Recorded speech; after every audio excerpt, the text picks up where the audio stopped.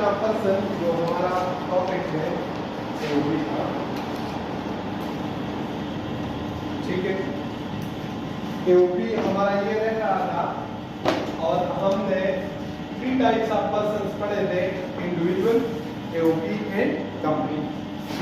तो जो आपसे क्वेश्चन टेस्ट किया जा सकता है न्यूमेरिकल, ठीक है, वो आपसे टेस्ट किया जा सकता है या तो एओपी का या फिर इंडिविजुअल का। इनकम टैक्स न्यूमेरिकल अगर हम बात करें, किसकी बात करें, इनकम टैक्स की न्यूमेरिकल की अगर हम बात करें तो या एओपी का क्वेश्चन वो आपसे टेस्ट करेगा या फिर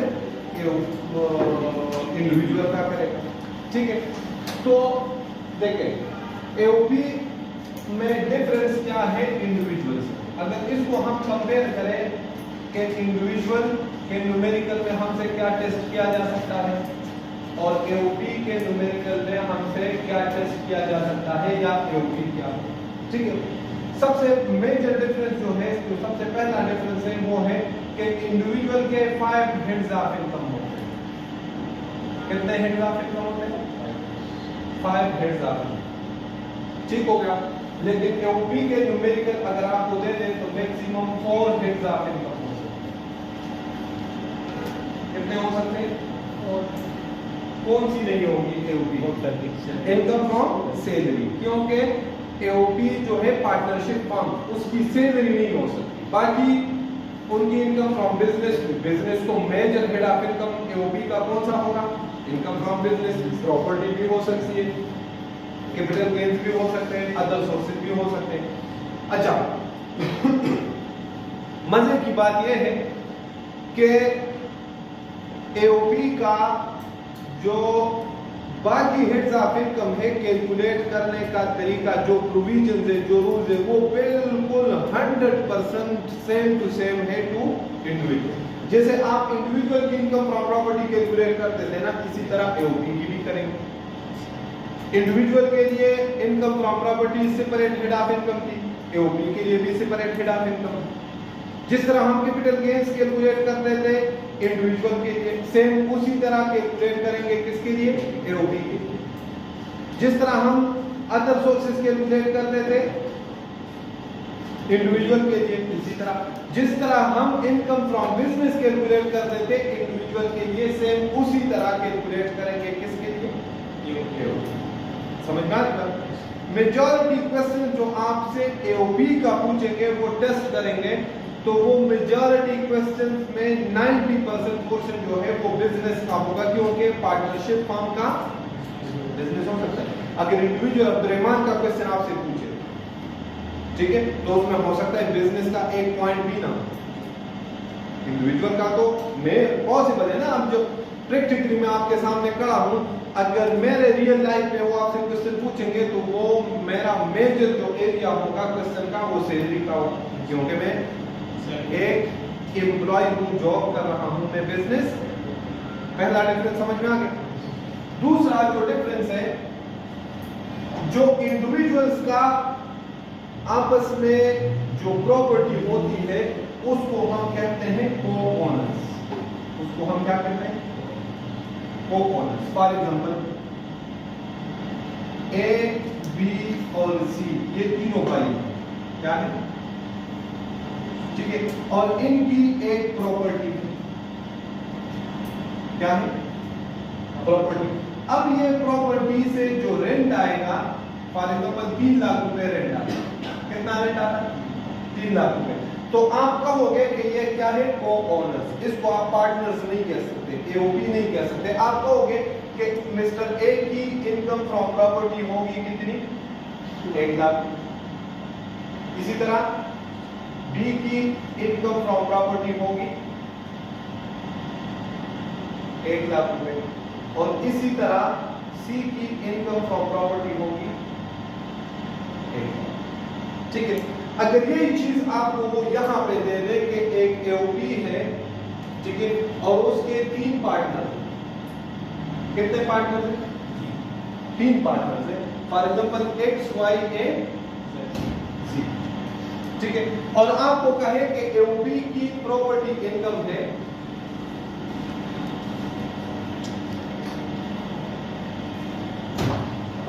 3 लाख, एओपी की प्रॉपर्टी इनकम कितनी है? तो आप ये नहीं कह सकते कि पार्टनर ए की इनकम फ्रॉम प्रॉपर्टी है 1 लाख, पार्टनर बी की इनकम फ्रॉम प्रॉपर्टी है 1 लाख, पार्टनर सी की इनकम फ्रॉम प्रॉपर्टी है 1। इधर आप क्या कहोगे कि एओपी की इनकम फ्रॉम प्रॉपर्टी है कितनी? समझना भाई क्लियर? हाँ, तीसरा मेन डिफरेंस जो सबसे इंपॉर्टेंट है, इधर इंडिविजुअल अपने इनकम के ऊपर को कौन टैक्स देता है?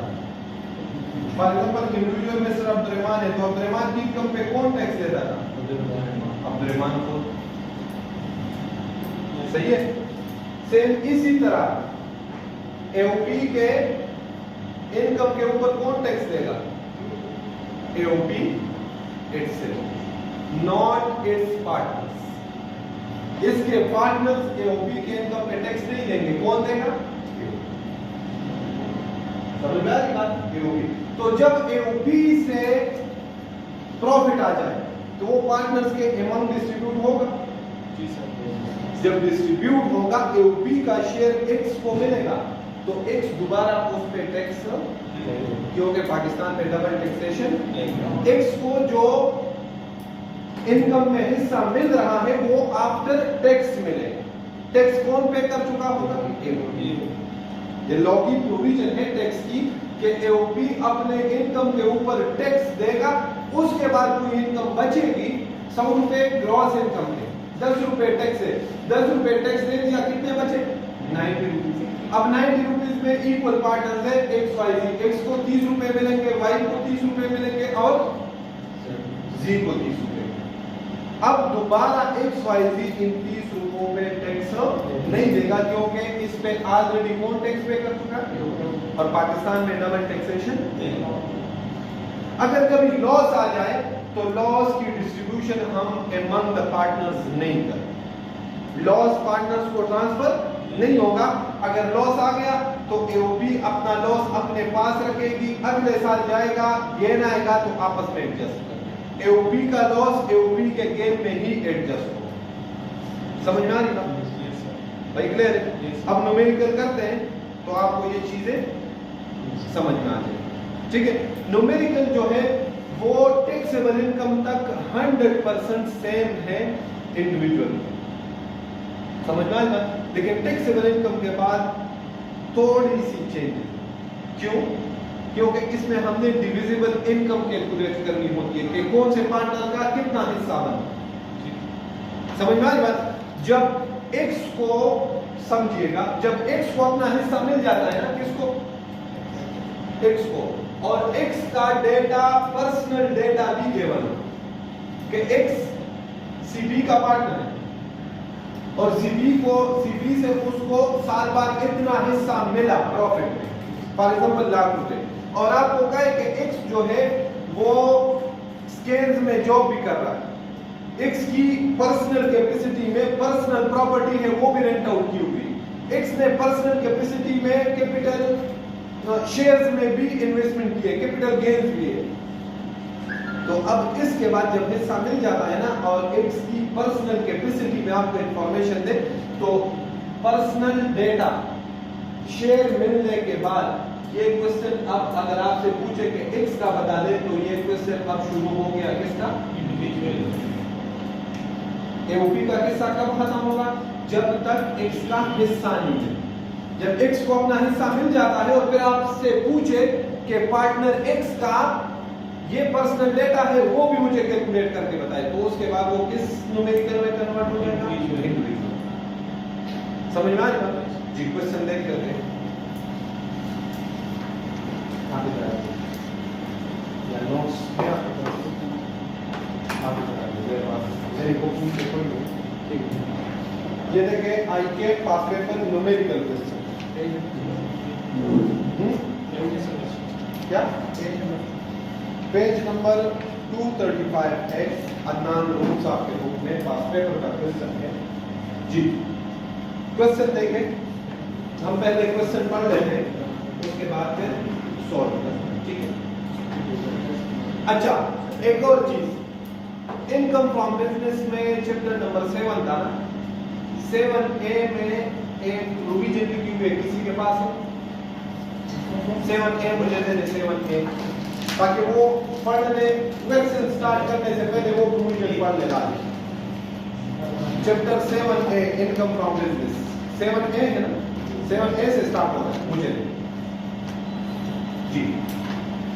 7A में आप जो है ये पढ़े, न्यूमेरिकल स्टार्ट करने से पहले पेज नंबर है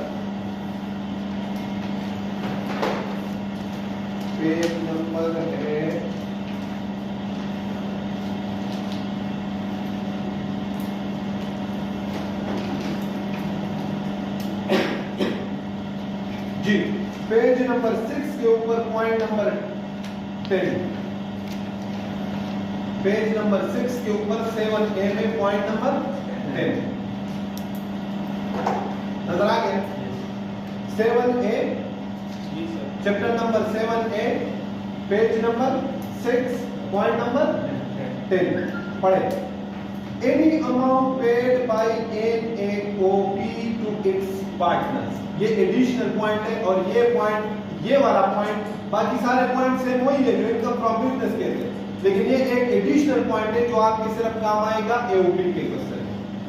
are members on account of profit and debt, कह रहा है कि AOP अपने पार्टनर को इंटरेस्ट पे करेगा, ब्रोकरेज कमीशन पे करेगा, commission, salary, any other remuneration.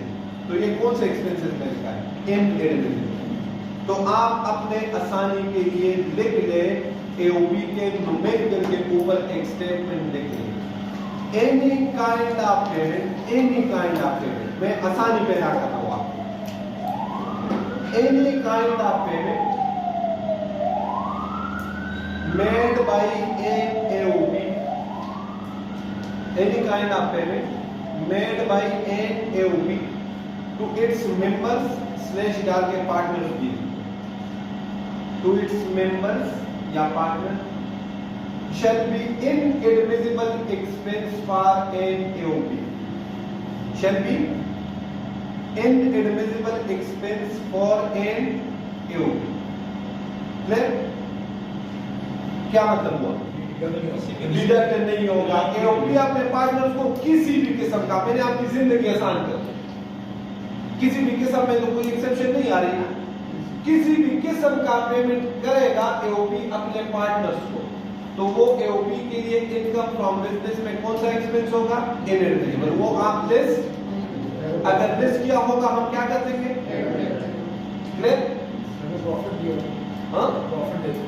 Profit तो एक्सपेंस नहीं है, वो तो एक्सपेंस में नहीं आता, वो तो डिस्ट्रीब्यूशन होगा। मैं एक्सपेंस की बात कर रहा हूं, ग्रॉस काउंट पर मैं बताता हूं, आप क्वेश्चन अब आपको समझ आ जाएगी, मैंने स्टेटमेंट बता दिया, अब आपको समझ आ जाएगी जी। ये है क्वेश्चन नंबर 1 आई के पास paper numerical, page number 235 Adnan Rauf sahab की बुक, ठीक है। अटेम्प्ट है, बेशक अगर किसी के पास अदनान रऊफ साहब की बुक नहीं है तो वो सितंबर 2001, कौन सा? सितंबर 2001 का क्वेश्चन नंबर 8, ठीक है, 20 मार्क्स का क्वेश्चन है, और रिक्वायरमेंट है compute the taxable income of the firm underline, firm के ऊपर लिख लें AOP, टैक्सेबल इनकम किसका? AOP, टैक्सेबल इनकम किसका? यहाँ पर पेज है, मुझे ठीक है, टैक्सेबल इनकम किसका? AOP का। B requirement the taxable income of each partner underline, यहाँ पे समझिए, एक है कि AOP का मुझे बता दे, और दूसरा रिक्वायरमेंट क्या है? जो उसके पार्टनर्स हैं, उसके इंडिविजुअल, जब उसके पार्टनर्स के अलग हम रिटर्न फाइल करेंगे ना, तो क्या फाइल करेंगे? स्टेटस क्या होगा? इंडिविजुअल का स्टेटस होगा। समझ में आ रही बात? ये वाली चीज जी। क्वेश्चन पढ़ लेते हैं।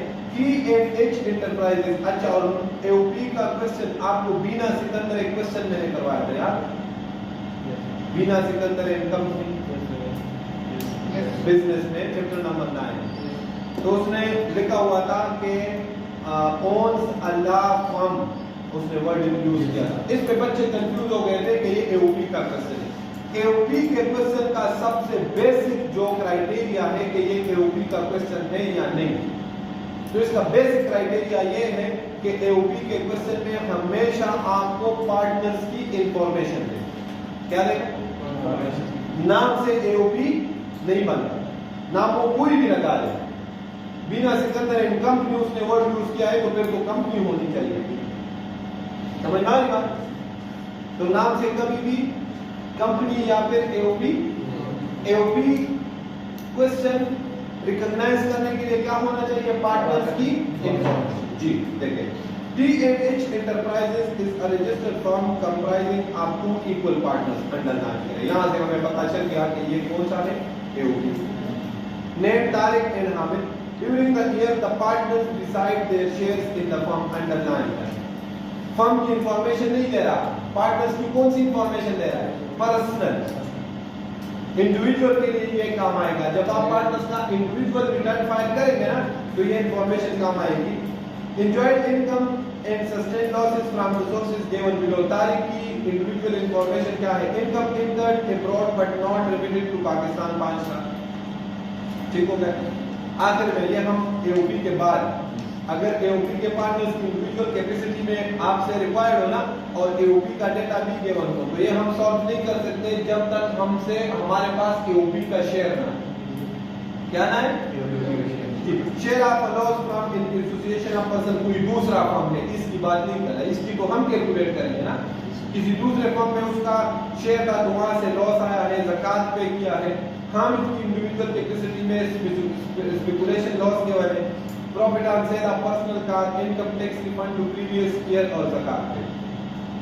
ये हमें इंडिविजुअल इंफॉर्मेशन का एओपी के साथ कोई लेना देना नहीं। जी, the profit and loss account of the registered firm underline करें। अब किस चीज की इंफॉर्मेशन दे रहा है? फर्म की दे रहा है। For the year shows the following position. ठीक है, profit and loss account T shape में दिया है तो डेबिट साइड पे क्या चीजें होंगी?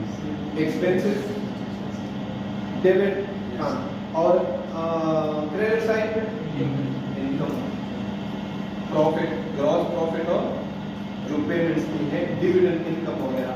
ठीक है जी, तो क्या है? सैलरीज पे किए हैं 3 लाख रुपए के, ऑफिस मेंटेनेंस है 5,000 के, रिपेयर से 38,000 के, प्रोविजन फॉर बेड रेस्ट से, ये सारी चीजें हैं। ठीक है, नोट्स हम पढ़ लेते हैं। पहले हमेशा मैंने आपको कहा था नोट्स पढ़ें, नोट्स का ऊपर जिस पर्टिकुलर हेड के साथ लिंक हो उस नोट नंबर को उसके ऊपर लिखा जाए। देखिए, Tariq and Hamid are paid ₹45,000 and 55,000 respectively as salary. This is included in total salary expense. Point 1 लिखे ऊपर सैलरीज केवल सैलरीज के ऊपर लिखे नोट नंबर 1 या सिर्फ 1 लिख ले कि ये वाला एडजस्टमेंट सैलरीज वाला मैंने करना हो तो मुझे नोट पढ़ना हो। जिसे repairs include ₹80,000 being cost of plant and machinery. Repairs के वाले ऊपर उसमें पॉइंट नंबर 2 लिखे। Legal expenses include ₹6,000 which are not tax deductible. Legal expenses के वाले ऊपर उसपे 3 लिखे। Tax depreciation excluding plant and machinery is ₹14,000। कह रहा है प्लांट एंड मशीनरी के अलावा डिप्रिसिएशन के वाले हाँ ऊपर वो कौन सा डिप्रिसिएशन होगा? वो अकाउंटिंग टैक्स डिप्रिसिएशन। इसका लिंक ना करें, इसका लिंक नहीं या लिख लें आप। अगर वो एड बैक करना है तो हमारे पास नेट प्रॉफिट आ रहा है कितना? 7, दोनों का उन्होंने इक्वली डिस्ट्रीब्यूट किया। ठीक है, ये साफ कर देना चाहिए।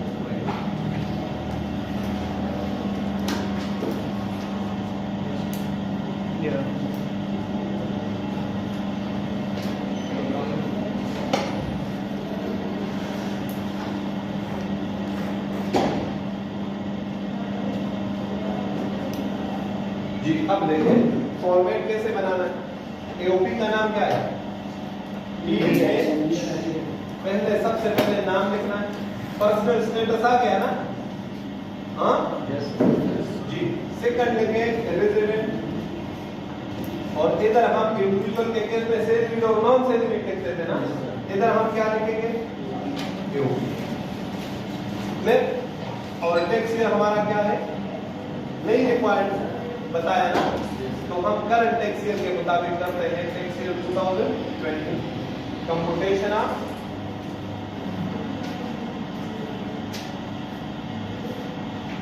Taxable income.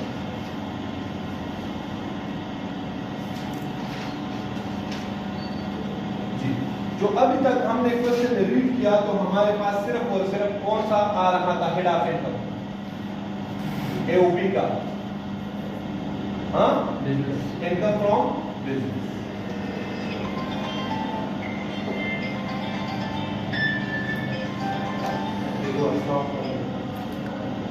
हो गया।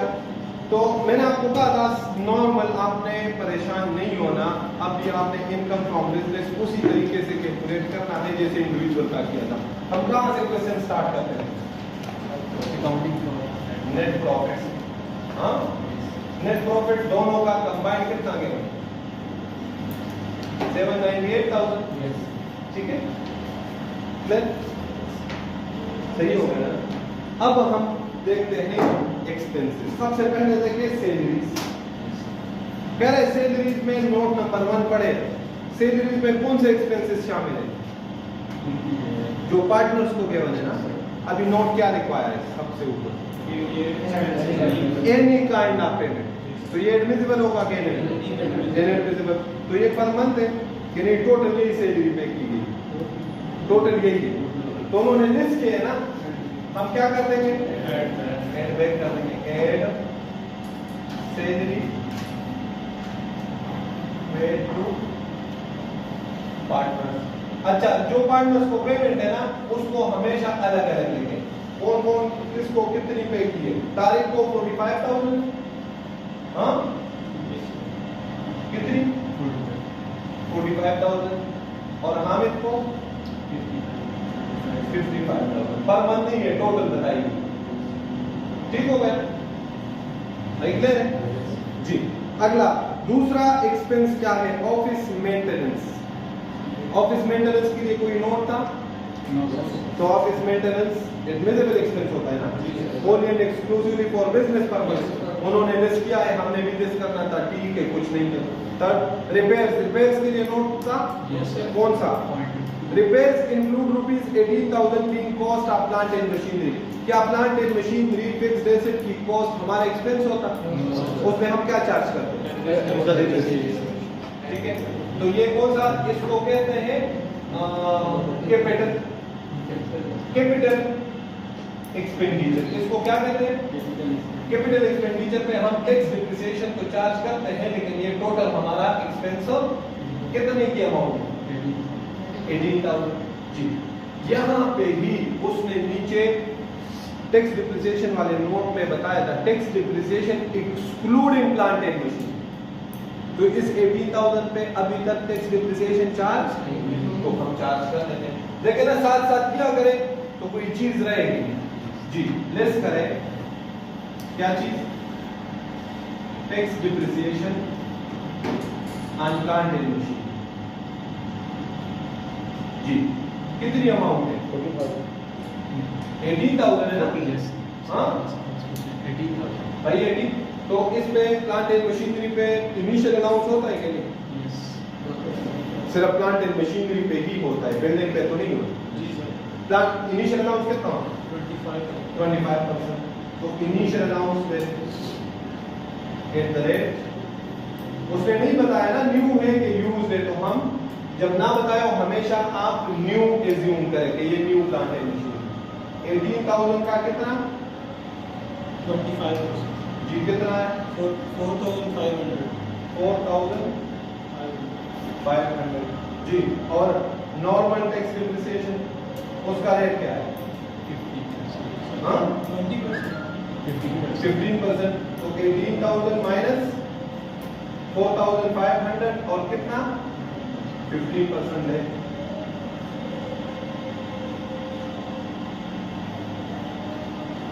ले ले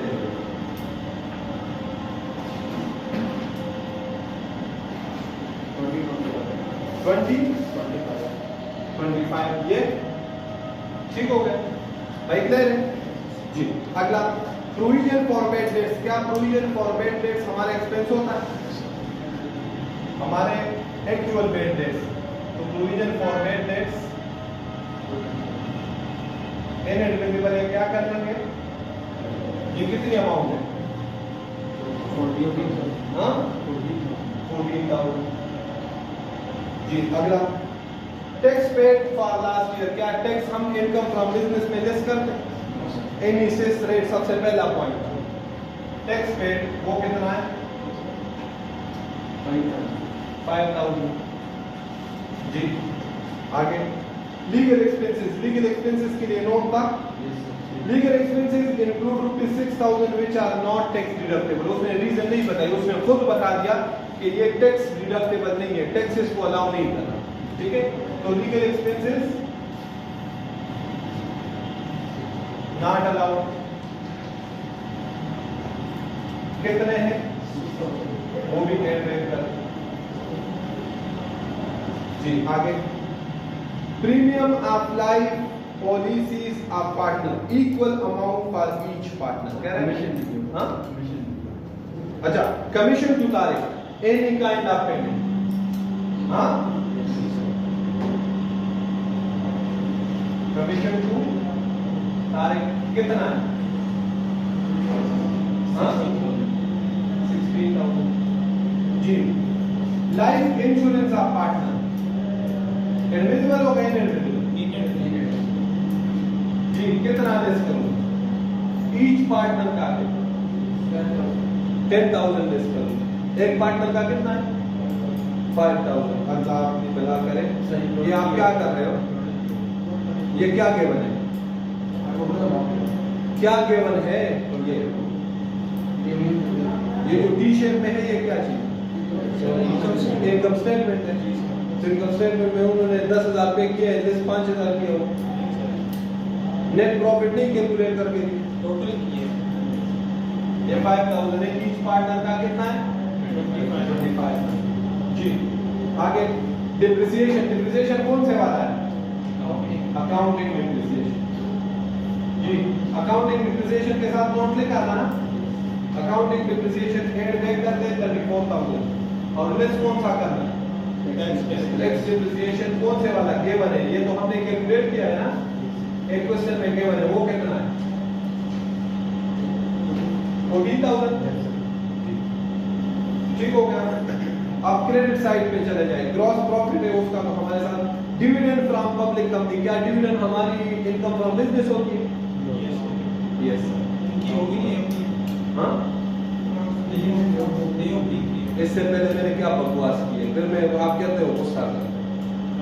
मैंने क्या कहा? इनकम फ्रॉम अदर सोर्सेज क्या इंडिविजुअल के लिए जो कैलकुलेट करेंगे, तो एओपी के लिए कैसे कैलकुलेट करेंगे?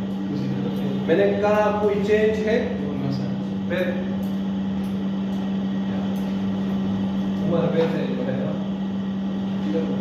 डिविडेंड, डिविडेंड हमारा इनकम नहीं है, इनकम फ्रॉम बिजनेस। ये कौन सा है?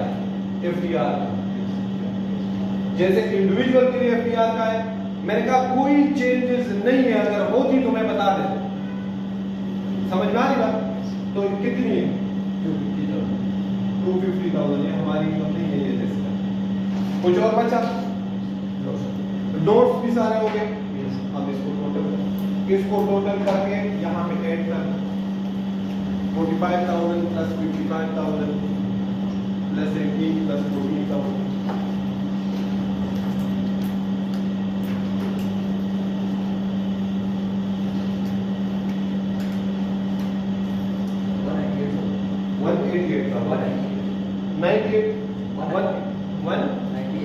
$98,000 को ऐड करें 798,000 कितना? 996,000। और इन सब को ऐड करें, टोटल करें, ये जो लेस करते हैं यहाँ पे टोटल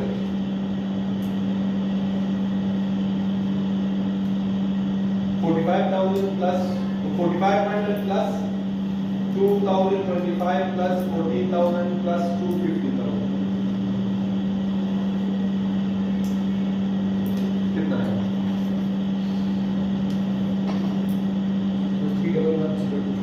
311,025 ये आंसर क्या आ जाएगा? ये 270,525 ये लेस कर दे इसमें से 996,000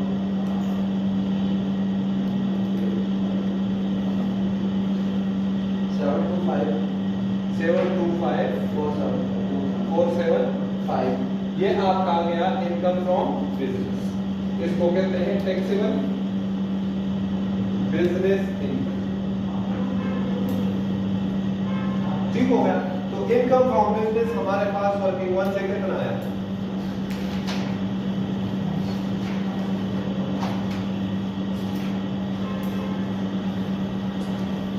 वर्किंग 1 से आया 725,475। ठीक हो गया। कोई और हेड ऑफ इनकम है? नहीं है। तो यही इसको कहते हैं।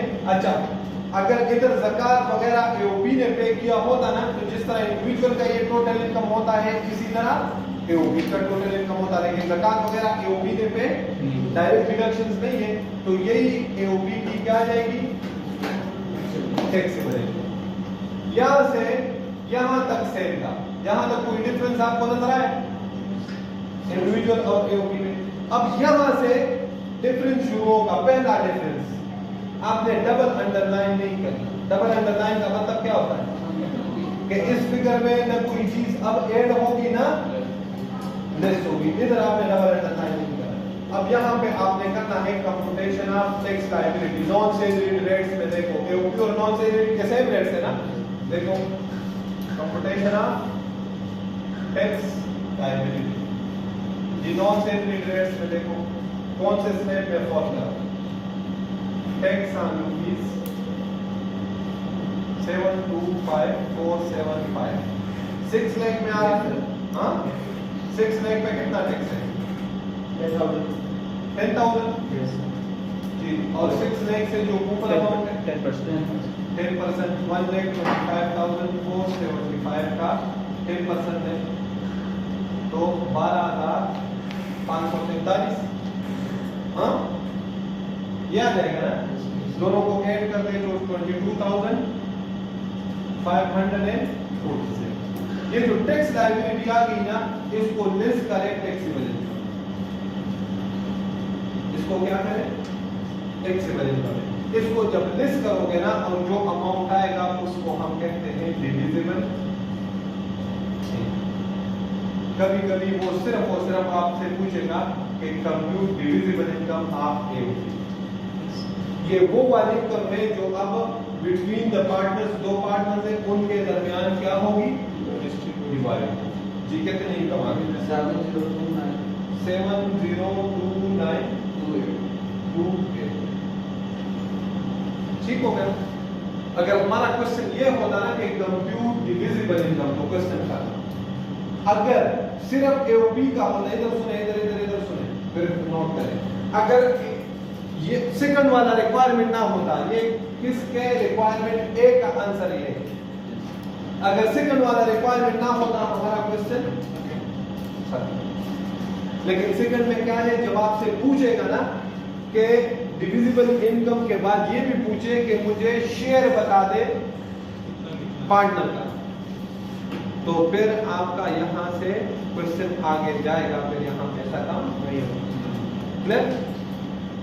ये नोट कर लीजिए जी सर। ये वर्किंग वाला नोट कर लीजिए।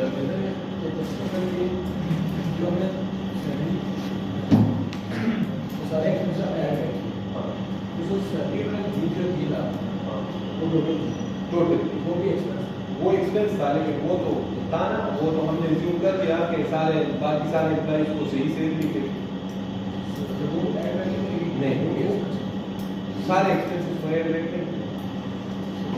आपने पिछले वाले में मेरी करनी वो करोगे, ठीक है भाई? क्लियर? हाँ जी। आगे जाओ जी सर। जी अब यहां से हमारा कौन सा क्वेश्चन पार्ट शुरू हो गया? Part B. जब तक आपने पुराने न्यूमेरिकल नहीं किए ना, ये न्यूमेरिकल आपको समझ में नहीं आएगा जी।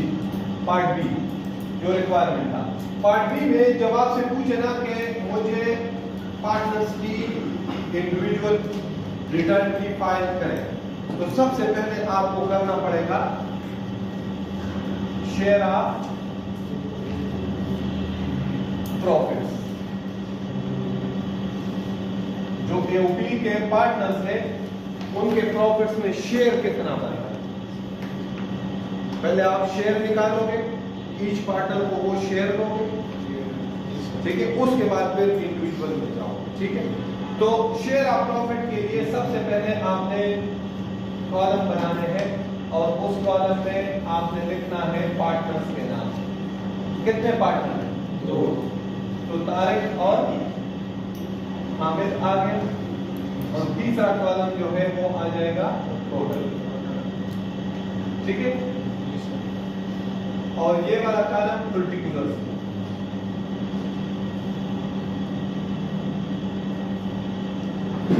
ठीक हो गया, समझ में आ रही है। अब कितनी अमाउंट डिस्ट्रीब्यूट करनी है among the partners? Sir dividend नहीं, डिविडेंड नहीं, डिविडेंड तो मैं बताता हूँ क्या करना, डिविडेंड का मैं आखिर में बताता हूँ, याद करेंगे। टोटल जो प्रॉफिट है जो बिटवीन द पार्टनर्स डिस्ट्रीब्यूट होनी है वो डिविजिबल इनकम कितनी आएगी? 702,928। लेकिन आप मुझे बताएं कि टैक्स कहता है, आपने कुछ और नहीं, इनकम टैक्स का प्रोविजन है कि पार्टनर को एओपी किसी भी किस्म का पेमेंट नहीं करेगा। टैक्स पर्पस टैक्स की प्रोविजन क्या है? पेमेंट करेगा तो एक्सपेंस डिडक्ट होगा, और बातें ना करना, जो मैं पूछ रहा हूं वो मुझे बता। एओपी की प्रोविजन क्या है कि एओपी अपने पार्टनर्स को किसी भी किस्म का पेमेंट अगर करेगी तो वो एक्सपेंस क्लियर। अब आखिर में इधर सुनिएगा, ये कुछ इस तरह से काम हुआ है, और कीजिए। 2 पार्टनर है, 100 रुपए डिविजिबल इनकम है, दोनों का कितना कितना बनता है? 50 इसका और 50 इसका, ठीक हो गया। लेकिन क्या आप मुझे बताएं कि प्रैक्टिकली जब अकाउंटेंट को बुलाएंगे तारिक और हामिद और कहेंगे कि भाई आपके पास इतने पैसे पड़े हैं, तो अकाउंटेंट का जवाब क्या होगा? यस और नो? प्रैक्टिकली क्यों?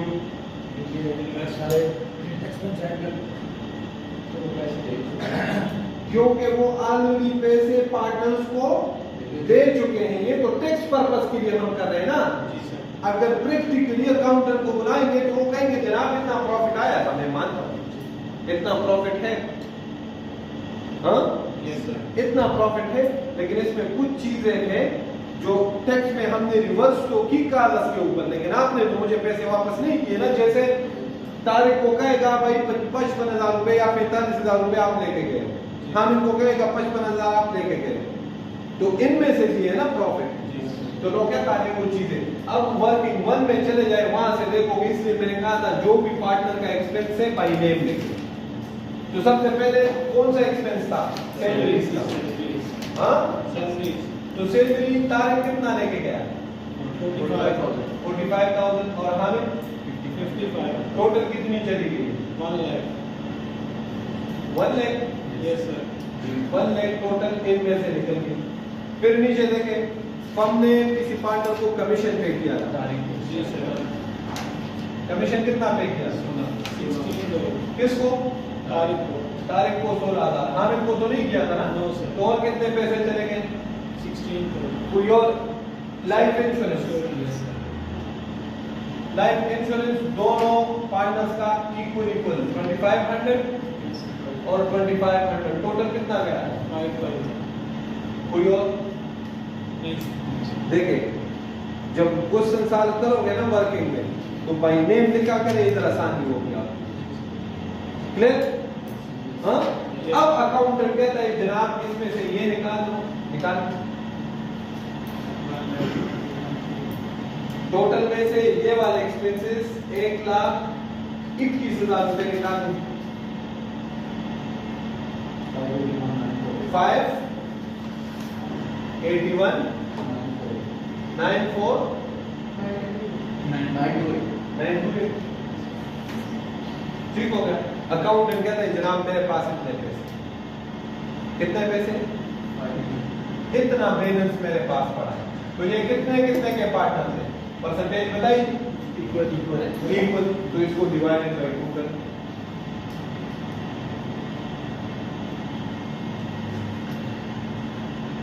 अकाउंटेंट हामिद को और कितने पैसे दे दे?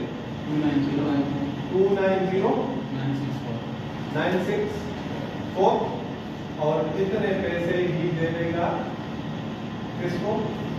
तारिक। अब इसको टोटल, जब टोटल करोगे ना तो ये हर एक पार्टनर का क्या आ जाएगा? शेयर। अब देखें, अब सुनिएगा, अब दोनों पार्टनर का शेयर जो है वो इक्वल नहीं आएगा। अब फिर प्रैक्टिकली आएगा। फॉर एग्जांपल इसमें तारिक और हामिद 2 पार्टनर हैं, तो ज्यादा पैसे किसने लिए? तारिक। इसने लिए ना तारिक, ठीक है। हो सकता है तारिक जो है वो साथ में मैनेजमेंट सर्विसेज भी प्रोवाइड कर रहे हो, ठीक है, और उसको हामिद ने कहा हो कि मैं आपको इतनी सैलरी दूं। टैक्स पर्पस के लिए इस तरह से काम करना है। अपने इस पे कंफ्यूज नहीं होना कि इक्वल पार्टनर्स थे तो दोनों के इक्वल शेयर क्यों नहीं आया।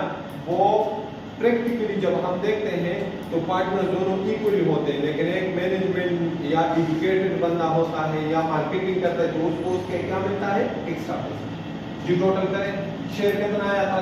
35464 और हामिद का 348464 दोनों को ऐड करें, ये अमाउंट आता है।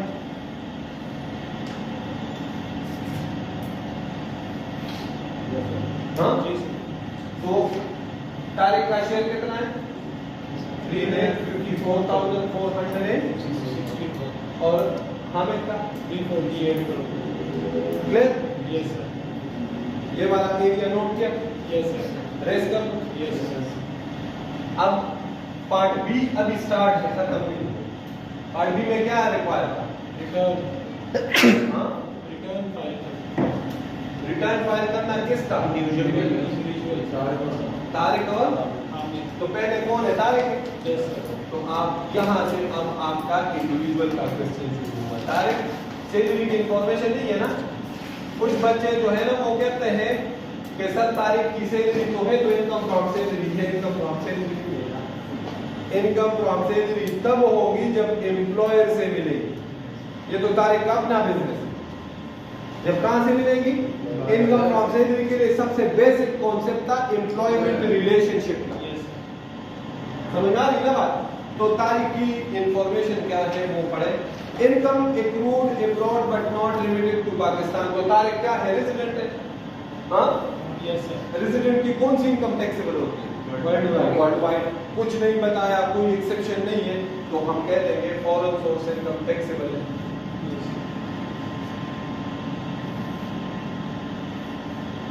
कितनी है? हेड नहीं बताया तो हेड लिखने की जरूरत नहीं है। 5 लाख। हाँ यस सर। भाई 5 लाख है, यस। ठीक है। आगे share of loss from in association of person. दूसरे एसोसिएशन ऑफ पर्सन से लॉस मिला है। लॉस मैंने आपको क्या कहा था? पार्टनर्स को ट्रांसफर। अगर इधर गेन होता ना तो फिर इस शेयर के साथ जो हम करेंगे बाकी 10 फर्म से और भी मिल जाए उसके साथ भी वही करेंगे। समझ में आ रही ना बात? लेकिन लॉस एओपी का पार्टनर्स को ट्रांसफर जी। अगला है ज़कात पे, तो मतलब ये तारीख की आ गई टैक्सेबल इनकम, टोटल इनकम। ये कौन सी इनकम आ गई? टोटल इनकम कितनी? 5 लाख। हाँ और लेस डायरेक्ट डिडक्शन याद है ना भाई? याद है कि नहीं? यस। तो डायरेक्ट डिडक्शन में क्या आ रहा है? ज़कात कितना पे किया? हाँ 26,500 वो लेस कर रहे हैं आप। कितना है?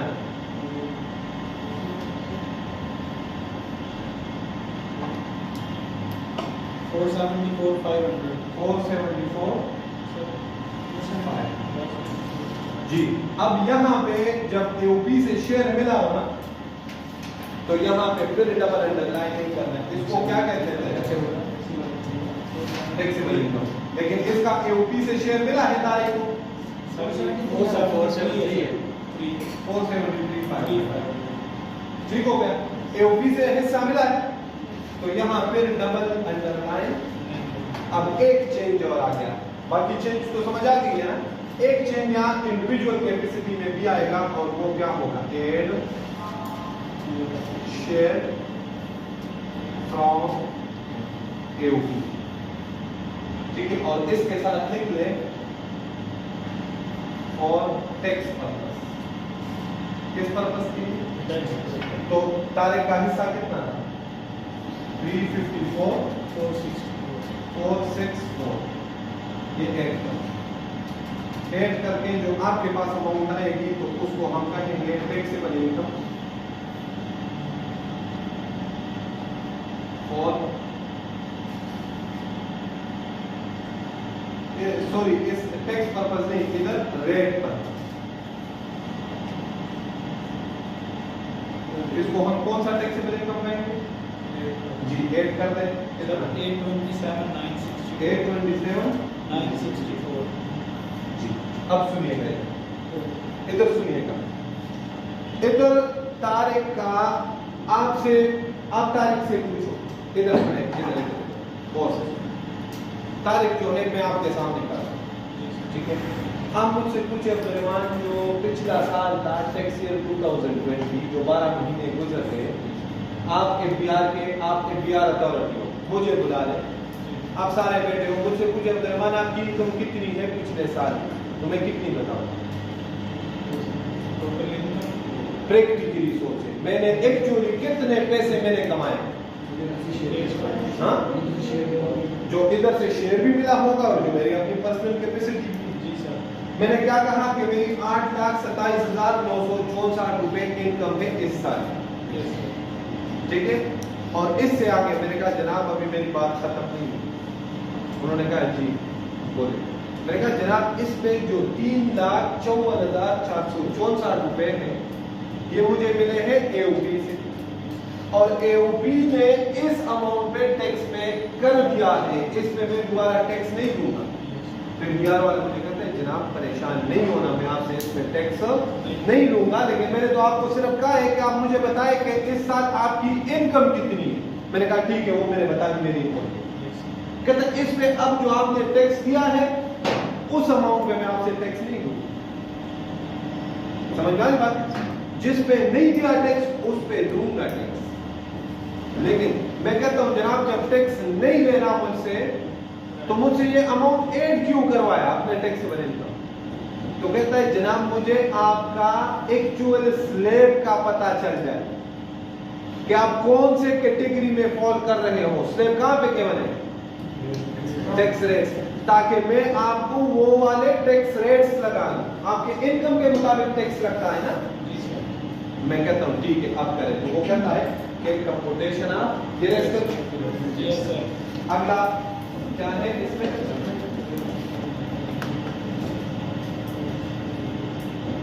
अब तारीख की कंप्यूटेशन ऑफ टैक्स लायबिलिटी। बस इधर सुनिएगा, बाकी फिर नोट करें।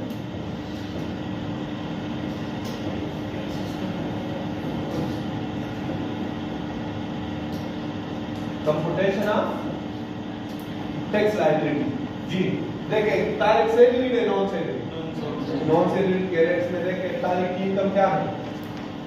Tax on rupees 8,27,964।